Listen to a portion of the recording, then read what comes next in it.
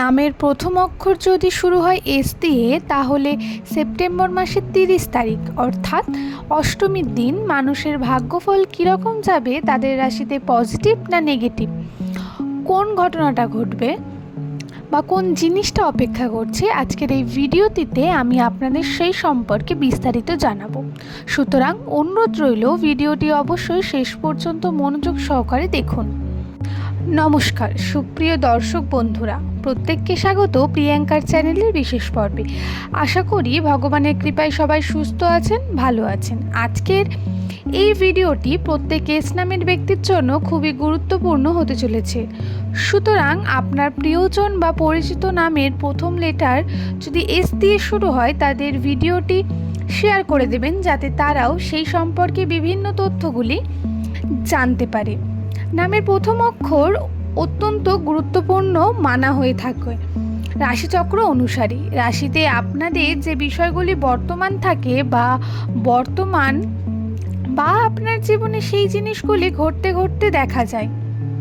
রাশির গণনা অনুসারে নামের প্রথম লেটার যাদের এস দিয়ে শুরু হয়, সমস্ত ব্যক্তিরা সাধারণত সৎ প্রকৃতির মানুষ হয়ে থাকেন, অন্যকে সাহায্য করে, আনন্দ পান, বন্ধুত্বের দিক থেকে অত্যন্ত বিশ্বস্ত এবং কর্মঠ প্রকৃতির ব্যক্তি।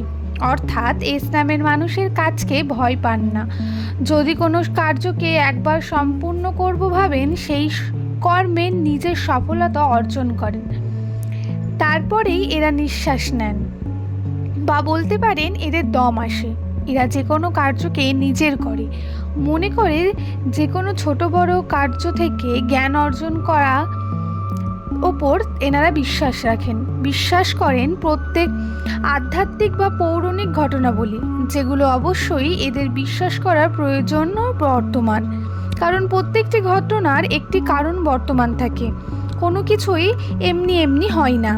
এবং এস নামের মানুষেরা অত্যন্ত সুপ্ত জ্ঞানী প্রকৃতির মানুষ, তাই এদের কাছে আপনি অবশ্যই যে কোনো ভালো সিদ্ধান্ত নেওয়ার জন্য বা উপদেশের জন্য যেতে পারেন। এরা খুব সুন্দর উপদেশ দিতে পারে বা এরা খুব ভালো যে কোনো সিচুয়েশন ম্যানেজ করতে পারেন। এদের এটি একটি বিশেষ গুণ বলা যেতে পারে।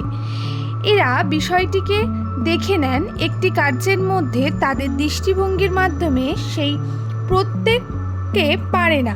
2025 সালের এই সেপ্টেম্বর মাস এর 30 তারিখ হিন্দু মুসলিম উভয় মানুষদের সাথে খুব ভালো জিনিস ঘটতে চলেছে। এস নামের মানুষের সাথে পজিটিভ কিছু ঘটবে, পজিটিভ সিচুয়েশন ইনক্লুডেড হবে।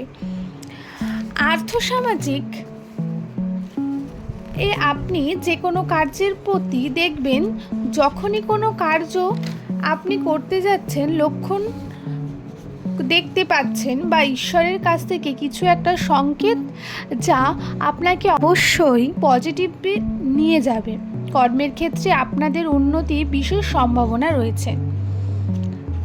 আমি আগের একটি ভিডিওতেও বলেছিলাম যে দেবীপক্ষের আগমন ঘটে গেছে, তাই আপনারা যে কোনো কার্য করার আগে একবার মাকে স্মরণ করে নেবেন, তারপরে আপনারা সেই কার্য করবেন। আশা করি এই দেবীপক্ষের সময়কালীন আপনাদের সাথে কোনো কার্যই ক্ষতিগ্রস্ত হবে না।